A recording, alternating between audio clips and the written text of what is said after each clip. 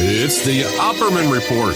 Join digital forensic investigator and PI Ed Opperman for an in-depth discussion of conspiracy theories, strategy of New World Order resistance, high-profile court cases in the news, and interviews with expert guests and authors on these topics and more. It's the Opperman Report. And now, here is investigator Ed Opperman.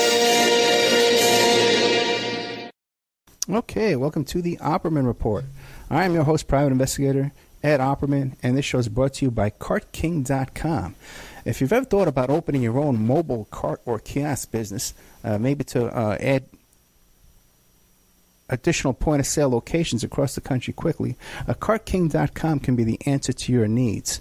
CartKing.com is a North American designer and manufacturer of the finest mobile retail, coffee, food, and carts and kiosks that money can buy. 20 years, CartKing.com has been working with clients and corporations across America to provide indoor and outdoor kiosks and carts for any application. So no matter what kind of business you're in, the coffee business, the food business, the flower cart, souvenirs, you go to cart-king.com, you look over their designs, you pick out the one that applies to your business, they'll custom design it for you, custom build it for you, and they'll ship it worldwide. Give them a call at 877-986-7771. Tell them Ed Opperman sent you, and that's how you get a good deal. Want to welcome our brand new sponsor, PureSoapFlakes.com, 218-568-2525. Ever heard of Castile Soap? Pure Soap Flake Company handcrafts fine soap bars, laundry powder, and concentrated soap flakes from organic vegetable oils. Bathe your body and wash your clothes with products that are free of fragrance, GMOs, sodium lauryl sulfate, and synthetic additives. Wouldn't want your baby's onesies and diapers to be washed in PureSoapFlake.com? Keep it clean, people. Pure Soap Flake products are kind to living creatures and sensitive skin, safe for drains and waterways, and work great in high-efficiency washers and top front-loading machines. Order at PureSoapFlakes.com or Amazon.com, and coming soon to a Whole Food Market near you. 218-568-2525, PureSoapFlakes.com. And go. All right, our guest today is the great Gianni Russo. You might remember him as Carlo from The Godfather, but he's lived a fascinating life. He's got a great book out, just came out just recently, Hollywood Godfather, My Life in the Movies and the Mob. His website is GianniRusso.com. Staten Island boy like myself. Gianni Russo, are you there? I'm here, my friend. Thank you so much. Tell us about yourself. Who is Gianni Russo? Really, you could ask so many people that. I don't know. Sometimes I get up in the morning, I don't know whether I'm a writer, a chef, a singer. So I have a complex life and personality and multi-talented, fortunately. And now I'm a writer. Well, you were a writer before this because you wrote that movie, the one with William Forsythe. Oh, yeah. Well, I've written several motion pictures, my first novel, though. And I'm really proud of it because it came out March 12th. It's already a bestseller. And having a blast, actually. So. Okay, it says on your IMDb you were born in Staten Island, or you're from Staten Island. Were you born in Staten Island? No, I was born on Mulberry Street. I mean, they had me on Staten Island. They had me in Brooklyn. Yeah. There's so many, you know how that goes. I mean, they put on what they want to put on. And whoever, I don't know who wrote it originally, but whatever they want to say, as long as they're saying it, isn't that the way it's supposed to be? Any publicity is good publicity. All right, well, let's start off with The Godfather. And that was your first movie role. Were you interested in the movies before you got that role as Carlo in The Godfather? Well, my ego, I always wanted to be an actor. You know, I was like 25 and making a ton of money. I just wanted to be an actor because I was always interested in the film business. And so when the opportunity in the book came out, I had someone read it to me because I couldn't read. Because if you know anything about my life, I spent most of my time, as a young child, in a polio ward in Bellevue for the first. Well, after I was 7, I spent 5 years there, which is your very formative years. And when I hit the road, when I hit the streets, I just kept going, and I didn't worry about education. So this was my opportunity. I saw I could play Michael, Sonny, or Carlo, And I took the opportunity and pursued it, only to find out that they were going to use professionals. And I wasn't a professional. I never acted before in my life. But I had the opportunity to get involved with trying to get it produced because Joe Colombo, who was a friend of mine, was trying to stop the film to begin with and didn't want Italians and all that. He was the head of the Italian American Defamation League, which was trying to improve the image of the Italian Americans in the American eye. And one being the film, he was using the book as a platform to correct all of that. So with me knowing the mob as well as I did at that time, I knew they loved money. So I told Joe, I said, you're missing a great opportunity here to make a lot of money. Because at the time, he was raising money for the league just by raising a buck a button for these red, white, and green little Felag lapel pins.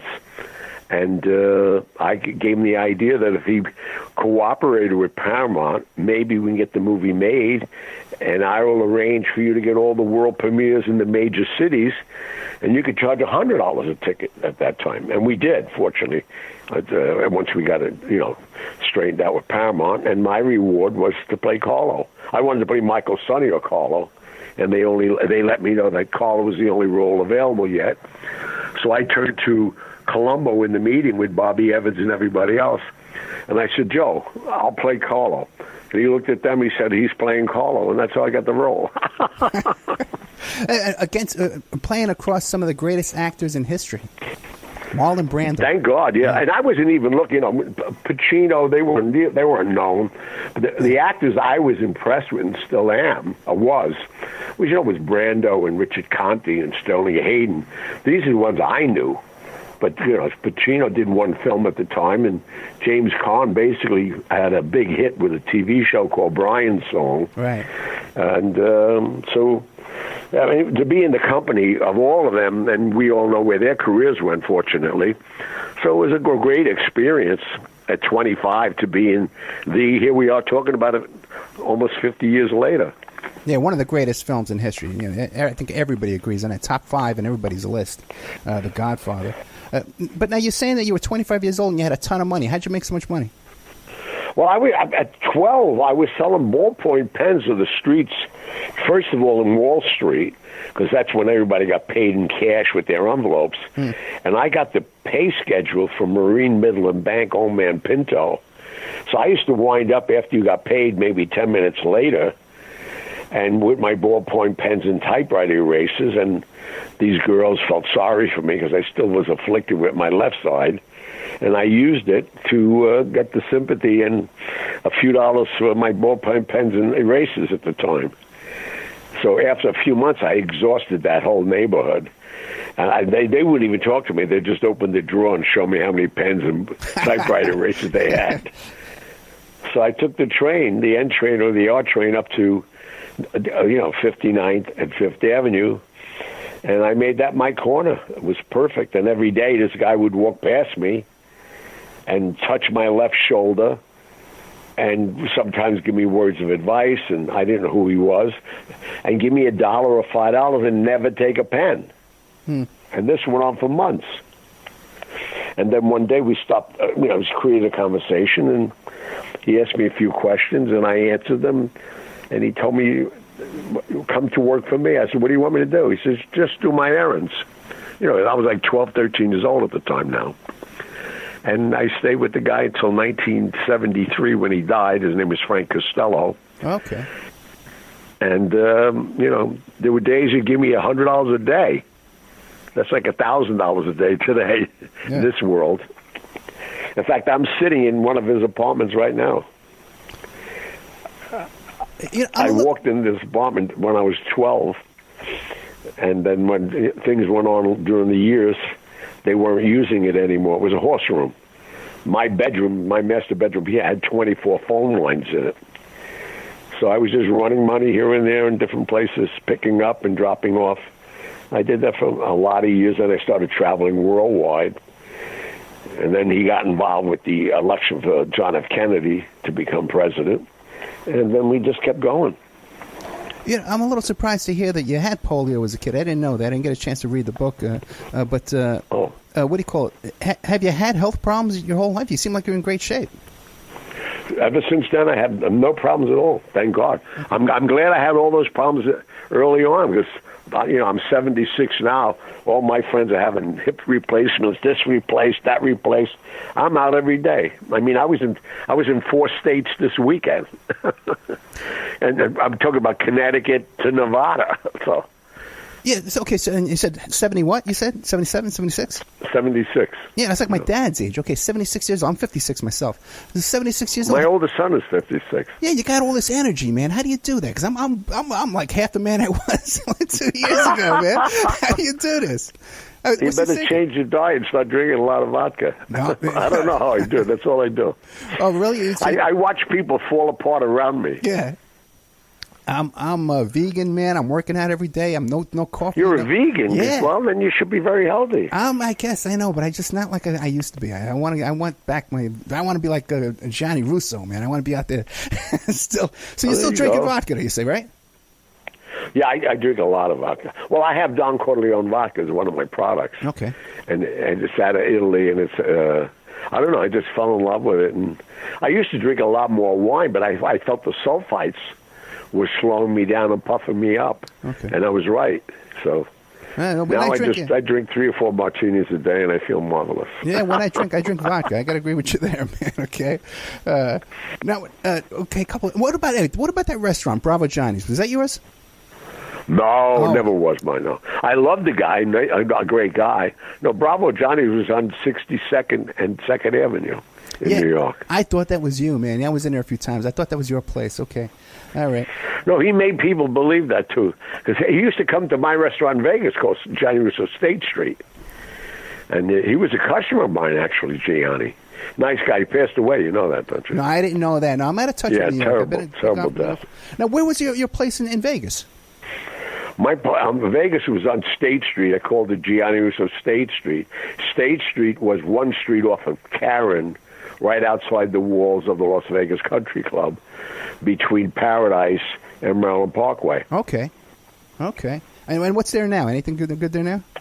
Oh, no. I think the neighborhood is really deteriorated, and it's just changed. Yeah. I got out of there in 89, so you can imagine between now and then, it's like, 20, 30 years ago. Yeah, I actually lived out here in 89 for about 18 months here myself, right around the same time. Now, so then the stuff in that movie, the movie you wrote with William Forsythe, what was the name of that movie again? No, that was For Which He Stands. For Which He Stands. Okay, that's a great movie. That was Robert Davi, Maria Conchita Alonso. There was interesting people. You know who was supposed to play that part was Armand Assante. And Armand Assante got a hernia after doing Gotti, which I got him the part for Gotti because he was doing another movie I was involved with called Striptease with Demi Moore at the time. And when HBO called him to hire him for Gotti, he was afraid to. So I called a lifelong friend of mine, Joe Watts.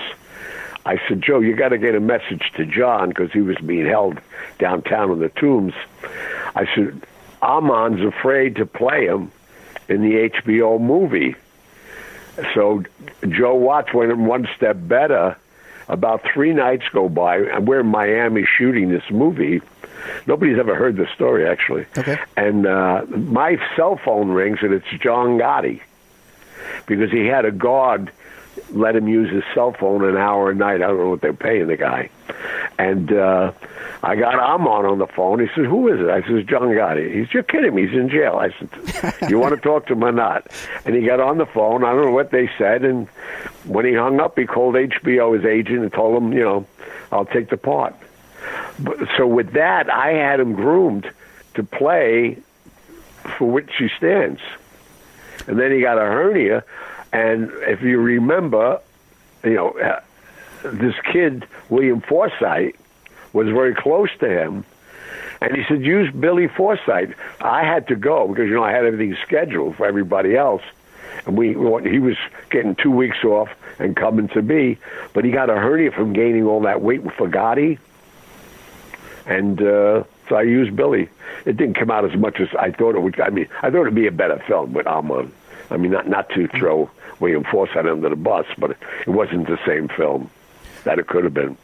Good film, though. Worked out well. I think it came out very well. But one of my favorite movies you're in is Out for Justice, okay, with Steven Seagal. Steven Seagal. That's another story that involves John Gotti. You believe this? Okay, go ahead. I was in New York City just doing some business, going back to Vegas, and Joe Watts called me again. And he said, Joe, you know that guy, Johnny, he says, you know that guy, Steven Seagal?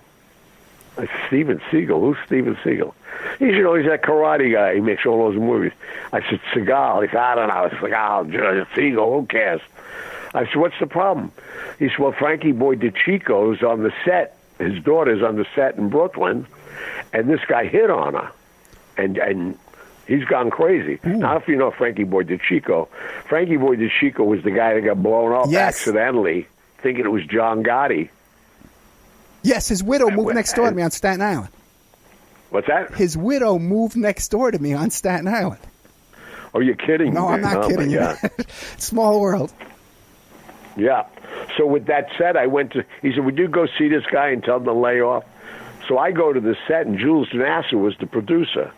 He produced most of his movies. So I said, Jules, where's Steven? He's in a trail. I said, I got to see him. He said, well, he's busy right now. I said, tell him I got to see him. I got a message from John Gotti. Because John was livid.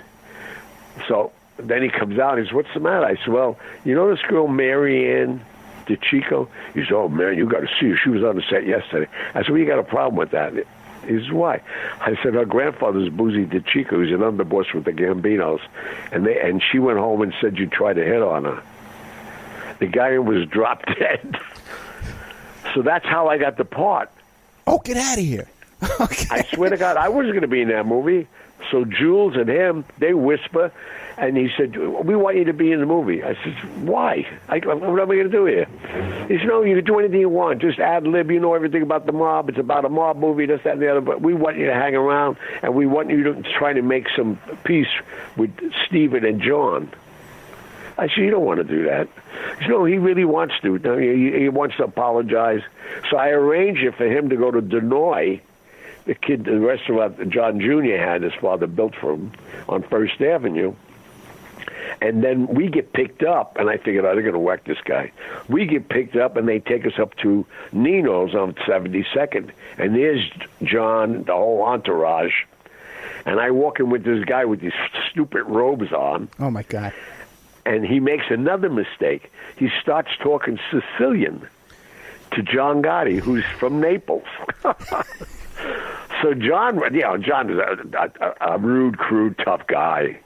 And he said, let me just tell you something, okay? I'm not going to talk Hebrew to you. Sit down, I'm from Naples, and shut up and listen. And that was it. And he read him the riot act. He says, now get out of here. So I'm getting up to go with him. He says, no, don't go with that ass. I'll stay here. So now my phone's ringing all night long. You don't want me to go. Now he wants me in the film no matter what. And that's how I get the film. And then, but you know what happened. They shook him down for years. And then he went against him. How stupid that was. He testified against him. And Georgie Gotti went to jail because of him. Well, that's what I was going to ask you. What is the story behind that? Why was Seagal kicking up money? What was he doing? He had to kick up money. What was he doing? Or was it just he was being extorted? They had to bring them $10,000 a month. Or what? They shook him down. Or they shut down his productions, or what? Or kick his ass? What? Yeah. Or no, maybe kill him. Okay. All right. And Jules was making a lot of money with him, so they paid it. Okay, gotcha. And then they got wiretaps on it, and they brought it down. But this idiot, that's why. And it's so funny. He's with a friend of mine, not a close one, but I got to know the guy. He's living over there with Putin. I sent him over to see Putin. Putin fell in love with him. I said, keep him. Yeah, Seagal also, too. Man, what was the other thing with him? That was what took Pelicano, too. Pelicano got caught up in that whole thing. But he's about to get out. Yeah. Okay, well, that's a fascinating story, that whole Seagal stuff, too. Hey, whatever happened, too? He was having these Russian assistants, his slaves in his house and stuff like that. Did you ever notice any of that? I know none of that stuff, no. But now you're telling me... He's nuts, this kid. Yeah, he is. All those scenes, though, in the bar, that was all that... Give me that badge and that gun. That was all ad lib. Oh, man. You stole that, man. You totally stole that scene. No, that's great. No, That was killer I mean, stuff. you know, it is what it is, and you know, everybody talks about that movie though, so it was fun. No, it's a hammering it up. You Well, know. I shook them down. I got $50,000 for that role. Okay, very good, man. That's a nice piece of change. Yeah. Hey, now what Yeah, I about? told Jules. Okay, I'm sorry. Go ahead. No, go What? ahead. No, you said you told Jules what? I said, Jules, you want me to stay here? You got to give me some money. He said, well, how much you want? I said, how long you want me here? I said, well, we're going to wrap in 3 weeks. I said, 3 weeks, $50,000. He said, are you kidding me? I said, no, let me get on the plane. I'll get out of here. Don't worry about it. He gave me the money. Hey, you got the whole ball rolling there. Okay, with these guys making payoffs. Hey, now what about when you tell your story about how you got into the role of Carlo? Right, Mario Puzo came out and says, no way, because he would have got hit by the mob if they would have took him. You know, what's your response to that? There is no response to it. It's bullshit. I mean, they're not. How do you talk about that? No, I brought Joe Colombo to the Gulf of Western building. Mario Puzo had nothing to do with all of that. Okay. That was Paramount. Paramount, because Joe was picketing the FBI building at the time because his son was arrested. And he's trying to make this whole thing about, you know, the Italian Americans, their image, make everybody gangsters. And that's why he really opposed the movie being made, because he thought it would only increase the whole image of being mobsters. And he was winning his fight. And I'm saying to myself, wait a minute, I want to make this movie. And it's always about money. And I knew that. And that's how, you know, I straightened it out, fortunately, and we made the movie. But what problem, I think you're confused with when we did the rehearsal. Marlon Brando wanted to get me fired, right? Because he's in front of me. We did the rehearsal, and then we took a first break, and they told all the actors on the call sheet. They even wrote it along the bottom: "Do not have eye contact, and do not approach Mr. Brando." So I wasn't going to bother the guy. I didn't care. So he kept walking over to me. And he says to me, you're a big actor. I said, no. He said, you got a big TV show coming out. I said, no. He said, well, you're not on Broadway. I know everybody on Broadway. I said, you're right again. Now what? He said, who'd you study with? I said, study what? What are you talking about? And with that, he called Coppola over. And that's the first time I realized how important Carlo's role really was to this movie.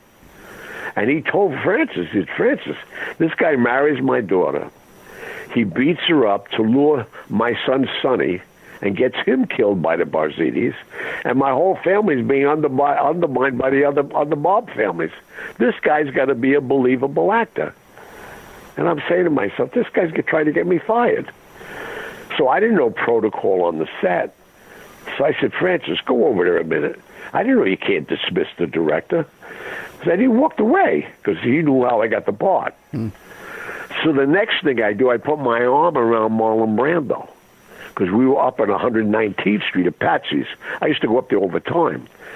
So I knew there was a zig and egg game at night in the back room, so I walked him back there just to get him out of earshot from the other people in the room, and I got right in his face.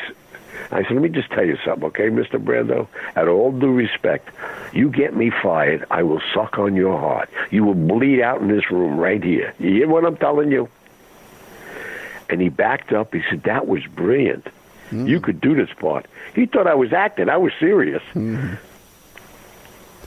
Hey, how do you feel about, they talk about how life imitates art, right? But so much of The Godfather, all these young guys coming up, they imitate The Godfather. You know what I mean? Like guys that are actually Still. yeah, right. What do you make it? That's had a huge impact on organized crime. I love it. I mean, look at it. Here we are. It's 48 years later. The film came out. We're talking about it yet. Yeah. No, I tell you, the street wannabes made the film even bigger. We've crossed 4 generations now. Everybody watches it on Thanksgiving or Christmas. We just renewed the license to AMC again for another 10 years. There's never less than 5 or 6 million people watching this movie when it comes on yet. Wow. Hey, now what about you when it comes on? You're flipping channels and you see it. Do you have to sit there and watch through it? Everybody else does. No, I don't. No. I watched it. I watched it once all the way through. You know, I know all about it. It's like watching a movie you saw 10 times. I don't want to see it. Yeah. I mean, you can watch The Godfather more than 10 times, I think. Anyway, let's take a little commercial break. We're here with Johnny Russo. Your great new book just came out. You can just tell by hearing the guy. Hollywood Godfather, My Life in the Movies and the Mob. His website is johnnyrusso.com. Great stuff with Johnny Russo. We'll be right back after these messages. And now a word from our sponsors. If you find yourself in need of legal representation, it can be a very stressful time in your life. In my career, I have dealt with thousands of lawyers, I've dealt with thousands of law firms, and I can confidently recommend to you Keith M. Davidson at kmdlaw.com. Available 24 hours, 7 days a week. Just log into kmdlaw.com. That's kmdlaw.com. Or you can call toll-free 833-4KMD-LAW. That's 833-4KMD-LAW. Personal injury, wrongful death, STDs, sexual assault, car accidents. They handle it all efficiently and professionally. It doesn't matter how imposing the opposition may be, because the team at kmdlaw.com are battle-tested and fierce. They will not stop until justice prevails. Go to kmdlaw.com or call toll-free 833-4KMD-LAW. If you're in for the fight of your life, stop screwing around and contact KMD Law. Are you ready to change your life, but don't know how to start? Is your stress and worries keeping you awake at night? Have you been battling grief, anxiety, or depression all alone? Have you lost touch with your own sense of being or spirituality? Soul Free Therapies offers professional and affordable live video streaming counseling and coaching services from the comfort of your own home. Sessions offered in English, Spanish, and Portuguese. Go to our website at www.soul-free.com and book your first session today. The Opperman Report is brought to you by Aquadam.net. You can give them a call at 707-764-2119. A flooded home is never easy to deal with. You're left with the mess to clean up, the insurance companies to deal with, and not to mention all the memories, the precious memories that are lost in the flood. You can never replace those. And Aquadam can be a tool in your arsenal to protect your home and property from the floodwaters. The cofferdam is filled with water to control water and is reusable as long as it's taken care of. It can protect your home or business from rising floodwaters like a dam, but without the beavers. It can also be used in construction. If you need an area to be dewatered, an Aquadam can do the job. An Aquadam was used at SeaWorld in Orlando for the Mako roller coaster ride during the coaster's construction by dewatering the work area. An Aquadam is now dewatering the work area at San Antonio SeaWorld for their newest roller coaster ride. An Aquadam has been used in many construction projects all around the U.S. and all around the world. Now give Aquadam a call, 707-764-2119. You can look them up online at aquadam.net. You can find them on Facebook at Aquadam Inc. You call them up, you email them, you tell them Ed Opperman sent you, and they're going to take 10% off the price. Aquadam.net, 707-764-2119. PureSoapFlakes.com, 218-568-2525. Have you ever heard of Castile Soap? Pure Soap Flake Company handcrafts fine soap bars, laundry powder, and concentrated soap flakes using organic vegetable oils from their northern Minnesota facility. Bathe your body and wash your clothes with Pure Soap products that are free of fragrance, GMOs, palm oil, sodium lauryl sulfate, and synthetic additives. Keep it clean, folks. Pure Soap Flake Company products are kind to living creatures and sensitive skin, safe for drains and waterways, and work great in high-efficiency washers and top and front-loading machines. They have a little promotion going on. Contact them to order some soap. Mention the Opperman Report. You're going to get a free gift. They're going to send a little extra soap, travel size, soap bars and laundry soap, cleaning soap flakes. I've been using that stuff all day long today. Great stuff. Order today at puresoapflakes.com or give them a call, 218-568-2525, 218-568-2525. Pure Soap Flake Company is a proud member of the Handcrafted Soap and Cosmetic Guild. It's the Opperman Report. And now, here is investigator Ed Opperman. Okay, welcome back to the Opperman Report. I'm your host, private investigator Ed Opperman. We're here today with Johnny Russo, johnnyrusso.com. Hollywood Godfather, My Life in the Movies, and the Mob. Johnny Russo, let me ask you a question. Now, you were saying before, you're 25 years old, you had all this money falling out of your pockets, you're doing great. Is there ever a time in your life you went broke? Oh, I went broke a couple of times on different ventures, but not. I never. I could say that I really went stone broke because I always kept my case money. My grandfather always told me, "Don't ever spend your last dime," right. And I never did. And so I always had my startup money, but I made a lot of risk investments. One being the Renaissance Hotel in Las Vegas in 1980. I broke ground with that and made the mistake because Jimmy Carter was the president. And construction money went to 19% interest. Right. So I had to pull the plug on that. I lost about $6 million on that deal. Okay, you mentioned Jimmy Carter. What about now you're from New York? You've been around in some circles there. You ever run into Mr. Trump? Of course. I love Donald. Okay. I love what he's doing. I mean, he should have went to charm school, but other than that, I love what he's doing with the economy. I'm not any political type of guy, but I got to know Donald because he hired me. I was an opening act as a singer for Donald Trump. For Don Rickles at the Resorts International. And one night after I finished my half hour before Don came out, the guard came back and said, Donald and Ivana Trump want to come backstage and say hello to you. I said, yeah, and Mickey Mouse wants to say hello to you. Get out of here. So I'm thinking, why would they leave the show? The main act didn't go on. But they came to ask me if I would open up Trump Marina, which I did do then. So I opened Trump Marina as a headliner there and got to know Donald through the years, obviously, at the Friars Club and different roasts. We were on the same dais for a long time. But I've known 6 presidents. You know how insane that is? A street kid knows 6 presidents, 3 popes, and every other dignitary you could believe. I mean, I had such fun. I mean, the Vatican alone. I mean, I was at the Vatican like you would think I was a cardinal. Did you ever think that Trump would be president? No, nor did he. my close friends who backed him were with him that night. He was in shock when they announced he won. I think he was just doing it as a goof, never realized they'd win. But I love the way he's approaching it the right way, I think. But, I mean, he could be a little smoother with his dialogue. But look at the economy. I mean, it's great.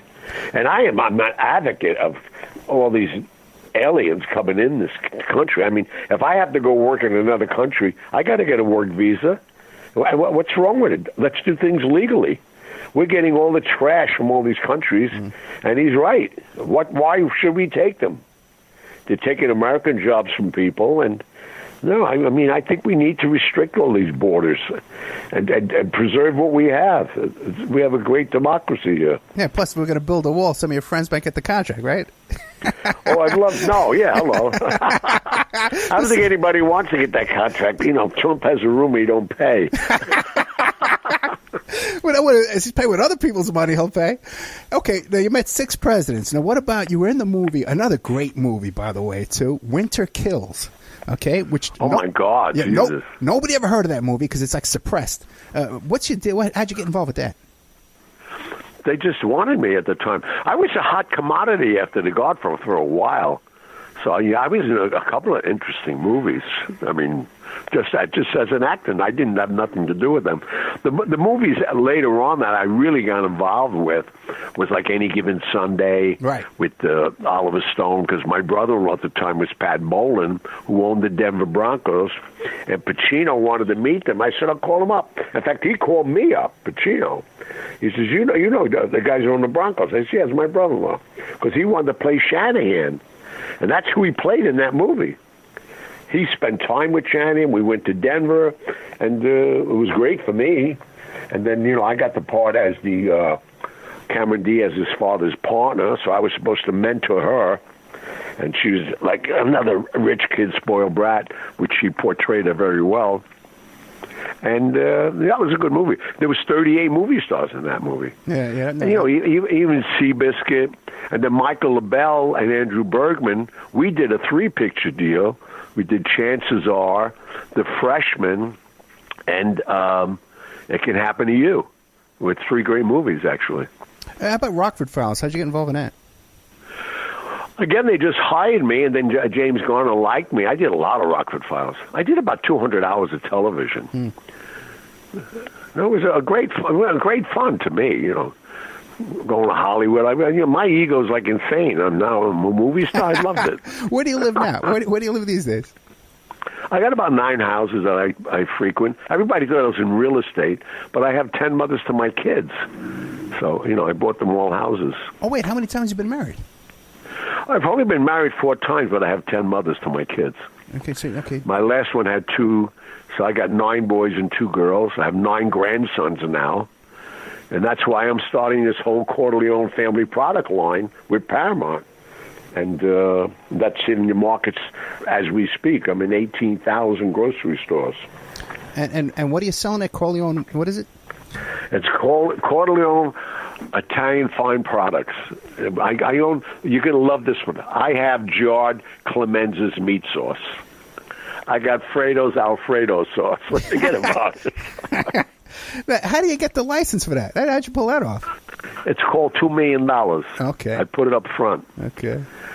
No, but the brand is a 50-year-old brand, and the recognition, Amazon recognizes it because I own the IP, not me, but my company, the IP on Genco olive oil, and we have the can, the exact can that De Niro gave the old man in Sicily when he went to avenge his father's death.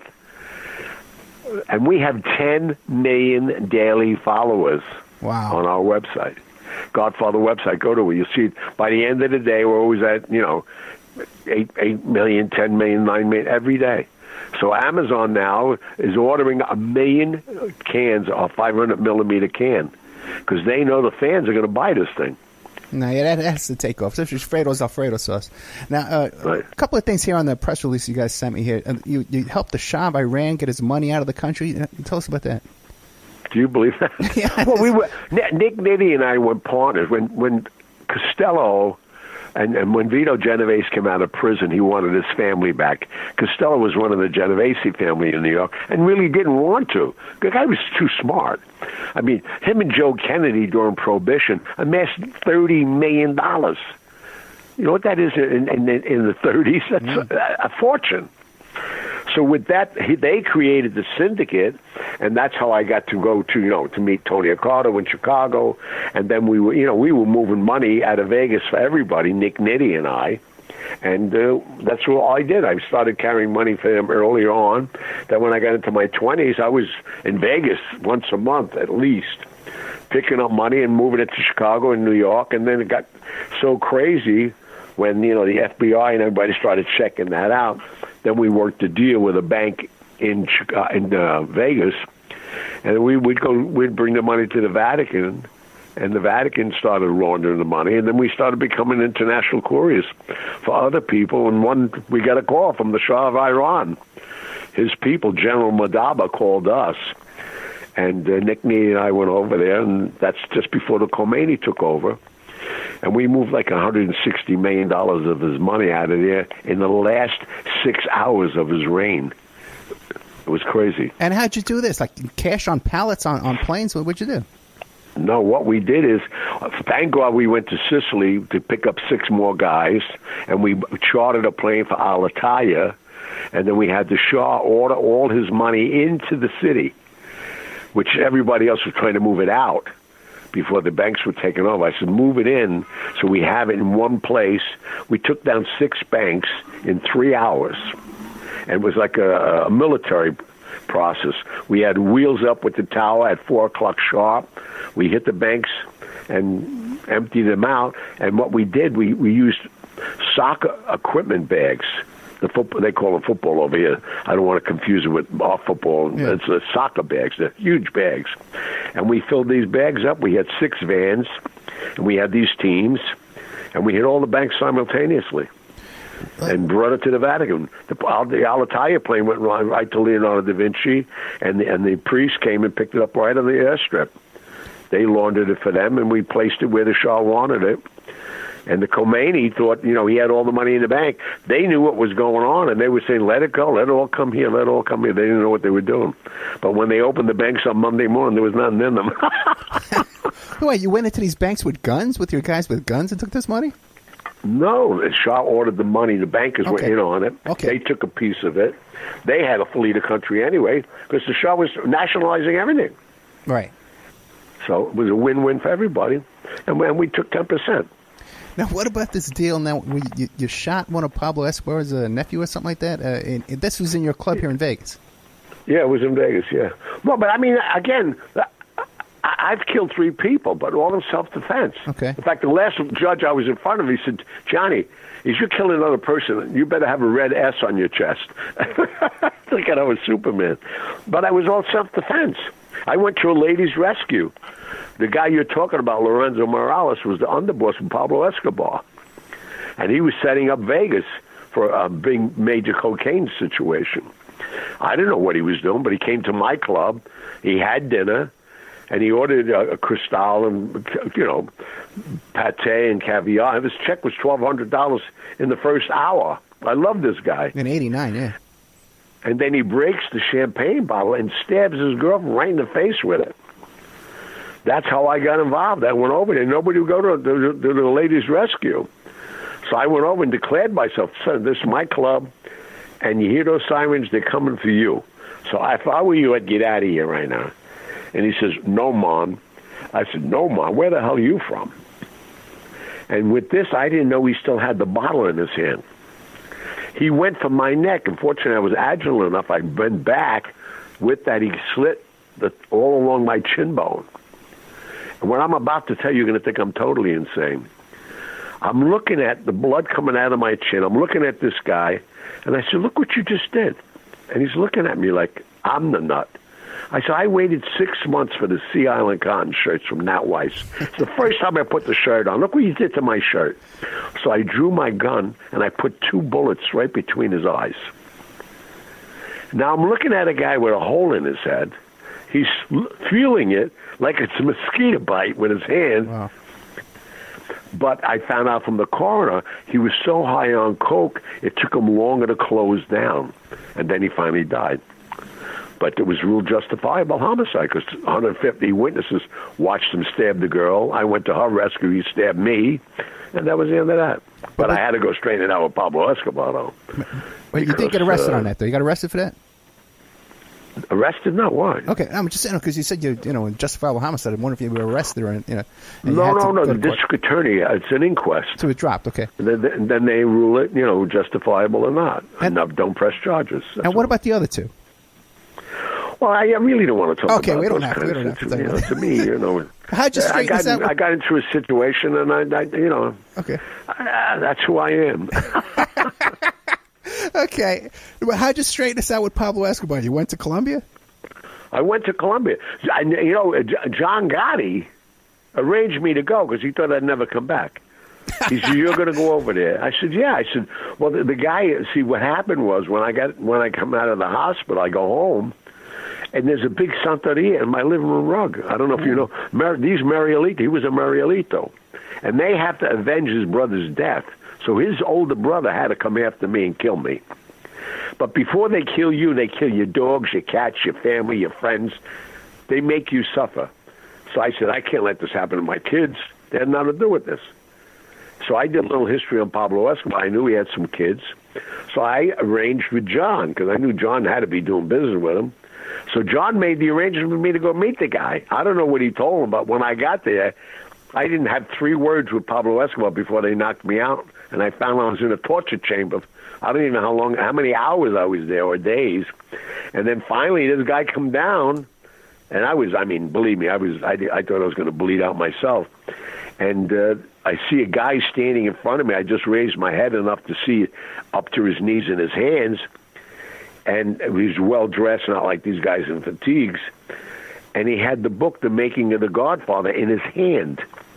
And I hear the voice for the second time in my life was Pablo Escobar. And he says, "Why didn't you tell me you were Carlo in The Godfather?" Oh. And with this, he tells them to bring him up to the house. They cleaned me up, and I became friends with the guy. Now, do you think being Carlo in The Godfather helped you in organized crime? Helped me? Yeah. I wouldn't be around. Yeah. The Godfather's changed my life, my whole world. And sometimes I've been asked this question 100 times. I don't know what I'd be doing or what would happen in the world. Because I capitalize on everything. I don't care what it is. And even when I had polio, look, I used my affliction to sell ballpoint pens and get the sympathy of the society. Women, they would give me $5 a pen when I was buying them for 15 cents down on Delancey Street. Craziness. Hey, tell us about the mob's attempt to ensnare Kennedy brothers in a sex scandal with Marilyn Monroe. Well, they would try, but see, most people don't realize that Joe Kennedy, the father, approached Frank Costello, because they were partners during Prohibition, like I said earlier. And he said, I want you to help my son to become president. He's with your power and all the union affiliations that you have throughout the United States with the Teamsters, the Culinary Union, all the brotherhoods, the International Longshoremen. He thought they could make him president. So they said, what's in it for us? He said, if my son becomes president, they will invade Cuba and give you back all your casinos. It was a win-win. It was a win-win for the United States, get rid of the mob, give them back the casinos, even put Batista in. Who cares who runs the country? So that's what they did. And when John won, the mistake he made was make his brother Robert the Attorney General. Unbeknownst to John, because this was a little kid brother. Who pays attention to your kid brother? I got all kinds of people. I don't even talk to them. But the thing is that the guy, he was a righteous son of a bitch, this kid. And he hated his father and all his friends and all his mob associates, and he went after all of them. So Costello called Joe Kennedy in. And he said, let me tell you something. We got nothing now. Your son's the president, and not only that, your younger son is going after all of us, including Marcello. And Marcello, you don't fool around with, Carlos, in New Orleans. I was there that Sunday afternoon when they raided his house and barbecued in his backyard and arrested him and deported him. And he said right to John F. Kennedy, Bobby, because Bobby was there. He led the raid and all the cameras and all the TV stuff. And he told him right then, he said, I'm going to kill you. He said, oh, now you're threatening an attorney general? And Carlos got right in his face. He had handcuffs on already. He said, I'm not threatening you. I'm going to kill you. That's a promise. And sure enough, he killed him. What do you know about the death of Marilyn Monroe? I know everything about the death of Marilyn Monroe. You crazy or what? I was there. See, after the Appalachian, that whole raid, Costello would go nowhere. A lot of the smart guys, even Gambino, would never show up again. So I was Costello's eyes and ears. So I would just go listen, and they knew it. The kid is coming. They always call me the kid. So they sent me to Cal Neva because they were going to try to set up Bobby and John Kennedy one more time with Marilyn Monroe and take pictures of them like they did with J. Edgar Hoover cross-dressing as a broad in Chicago. And they had pictures of J. Edgar Hoover dressed as a woman, and that's why he always denounced there was a mob, because they trained them, they would go public with the pictures. So they thought if they can get the two brothers with Marilyn Monroe one more time, they'd threaten them and make these pictures public, these wonderful little Catholic boys cheating on their wives with Marilyn Monroe, and they'd never get reelected.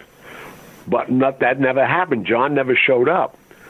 Bobby came, and his father was in a wheelchair at that time. He already had the stroke. And Marilyn went crazy. She said, I'm done with you guys. I'm going public. And she said it on a Saturday night. She should have said nothing, just left. She called Joe DiMaggio, that rat, in San Francisco to come and get her. And he called Frank. He said, Frank, what's going on there? He said, mind your own business and don't come. And, you know, who knows what the world would be if he did show up. Marilyn went, you know, it's such a chaotic thing. But she was screaming. We could hear her in the cabin. Yeah. And then she left. And then soon after her, Bobby left. And there's nobody around us would ever kill Marilyn Monroe. Bobby Kennedy, and I swear it on Bible, I know the guy who did it. All he did was see, they had a guy they called the doctor. Everybody used him. The CIA used him. The mob used him. This guy was planning to be an anesthesiologist when he was a kid. He got screwed up, but he did all kinds of work. He can numb you up. He can kill you. He can paralyze you, do anything he wants with needles. And what they did with Marilyn through her pubic area, in her crotch, they kept pumping oxygen into her fallopian organ, and she died of an embolism. You could exhume her body right now. It don't mean nothing. Sure, the coroner in L.A., who's gotten everything wrong since O.J., she had drugs. She had drugs in her system all her life, this kid. Forget about it. Okay, 2 quick questions because we're running out of time. Was a suppository used? No. It's Tony Spilotro. I just told you what was used. Tony Spilotro, was he involved? No, Spilotro's an asshole. Spilotro wasn't even around then. Are you kidding? Okay, With Marilyn's death? A lot of people say that. Okay, and then what about it? Was she raped and drugged that night in Cal Neva? Never. Okay. Never raped. No. Okay. She would give it to you. Why you got to rape her? Okay. She was a party broad. Forget about her. I love Marilyn. We only got 5 minutes left. I want to ask you something probably nobody ever asked you before. And you talked about Gotti being involved in coke. It came out that he was getting that coke and selling that coke from the Iran-Contra stuff with Sal Reali and those guys. Do you know anything about that? I know nothing. I know nothing. I knew it. Hey, listen, man. What about? I can't talk about John Gotti. I wasn't around then. I was already gone. I know. Okay. All right. No. We got about 5 minutes left, man. What do you want to leave us with? I just want, the reason I don't want anybody to think I wrote this book to boast of my endeavors and what I've done. But if you read the book, the last sentence in the book is, yes, you can. I wrote this book not only to motivate my 20 kids that I'm involved with, but every kid in the world.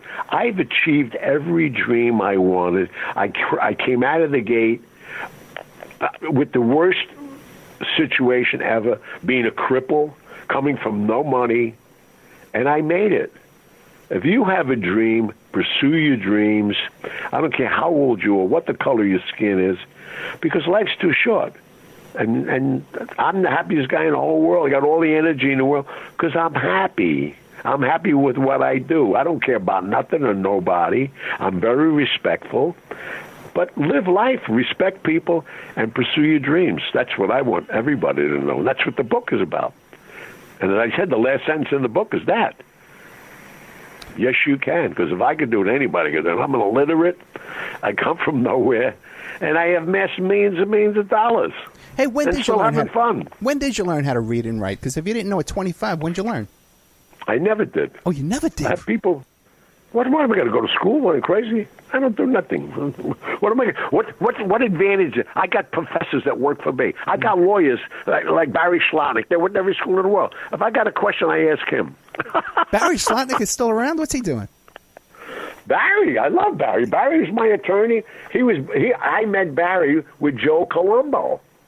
Barry's still a lawyer, and now his son Stuart's a great lawyer. No, Barry's a little older than me, but he's a great guy. I see him all the time. I love the guy, actually.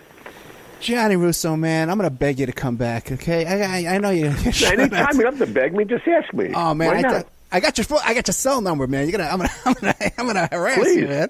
No, Gianni Russo, man. Thank you so much. Hollywood Godfather, My Life in the Movies and the Mob.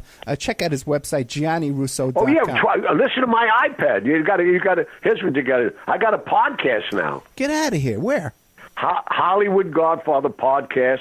I post a new show every Wednesday night. You're going to love it. You're going to insane. I say everything in the world. Now we're taking emails and asking questions. We have a mailbag at the end of the show. It's an hour every Wednesday. There's a new show. And where can we listen to it? Hollywood Godfather podcast. Where can we listen to it? iTunes? iTunes, anywhere you want. Okay, Hollywood Godfather, Gianni Russo, GianniRusso.com. Gianni, thank you so much, man. Thank you, my man. Appreciate it. No, I appreciate it, man. Thank you. And now a word from our sponsors. OppermanReport.com.